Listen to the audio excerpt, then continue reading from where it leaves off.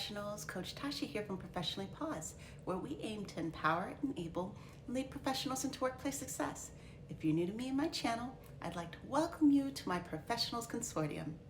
As a CEO and founder, I strive to empower, enable, and lead, and so I do all I can to help my clients and audience get the job of their dreams, keep the mindset to achieve it all, and enhance professional identity so your value vibrates loudly and more clearly in your place of work.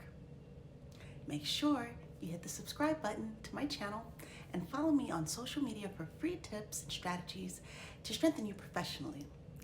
And if you're loving these tips, please like, share with a friend, and hit the notification button so you never miss another tip. Okay, so there's that. Okay, professionals, we are marching right on through this month, but I've still got plenty of tips and strategies for you. This week, I'm back with another Ask Coach Tasha tip. So let's get to it, shall we? Here's tip number 12, Ask Coach Tasha. Can you give me a few pointers for adjusting in a new work environment? Okay. One of my golden rules I coach my clients through is alignment. This is a key and critical strategy to implement on your job for workplace success. So getting started at a new job can be overwhelming because there's so much to take in. It's expected that there will be a learning curve as you get up to speed and up to task on your new role. But make no mistake, professional, your grace period has a clock timer, and it's a strategic and tactical play if you can show your employer that you're a valuable asset from day one. My first piece of advice when starting a new job is to gain actionable insight. Talk to sources that can teach you what you need to learn. If you have access to the last person holding your job, make sure to speak to them. If you have peers that are in your role, learn how they do their job. Also, don't be afraid to speak to ex-employees, maybe contractors or people who partner with your company to get the inside scoop. Here's another tip, or another good rule of thumb when you first get started, is to broker a conversation and assess the resources available to you. That'll ensure your success. Learn what you'll need compared to what is available. Make sure to review what you'll need to be successful in your role and the resources readily available for you.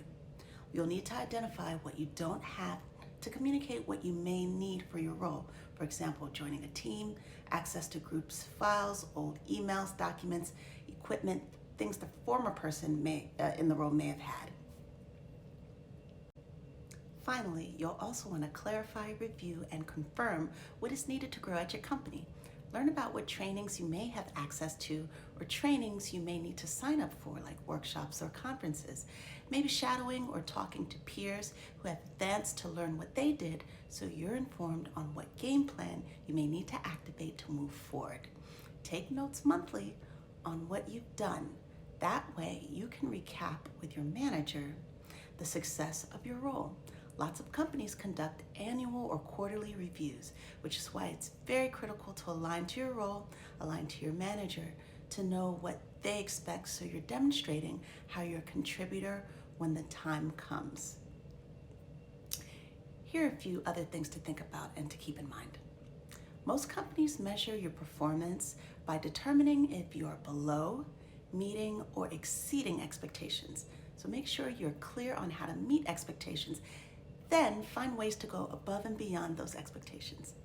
Get on your boss's page as early as you can. It's critical to your success at the company. They determined you had what it takes to be in the role, and so you want to make sure you stay aligned to them and understand how they communicate and then adapt. Pay attention to the culture and vibe of your manager, your team, and how the company does business as well as communicates with its employees. And finally, feel free to ask questions and often, especially in the beginning.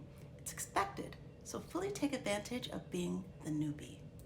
So, to sum things up, my advice for adjusting to a new job and work environment is to gain actionable insight, assess the resources you need, learn how to grow at the company, and don't forget to align to your boss, the expectations of the company and to the culture. Okay, that's that on that, professionals, and that is all for now. This month, I'll be answering questions from my audience.